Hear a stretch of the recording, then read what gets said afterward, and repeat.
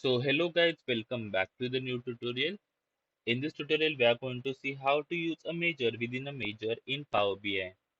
So for this tutorial, again, I'll be working with this online retail data set. It has columns like order date, category, profit, and sales. Now let's say we want to find out the average sales that was generated without making use of average function.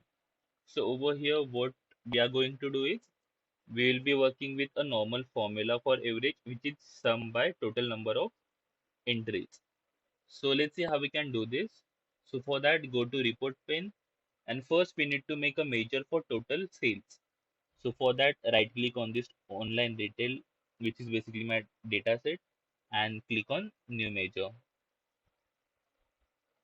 And over here, let's give it a name as total sales is equal to, I'll be working with sum function and we'll pass sales column over here.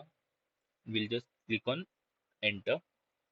So as you guys can see, one measure, which is basically my total sales, has been formed. Now we are going to use this measure inside the measure that we are going to create now. So for that, I will just right click on this data set and click on new measure.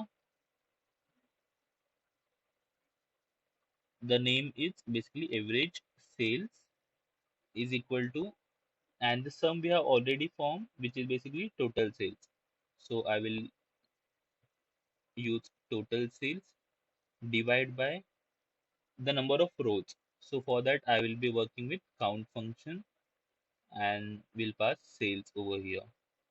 So as you guys can see, this is basically the new measure that we are going to form, and inside that we are using the measure that we have already formed.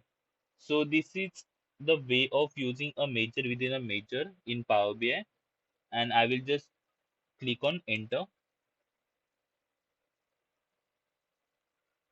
and we'll see what it contains. So just select this average sales, and instead of bar, let's say a card.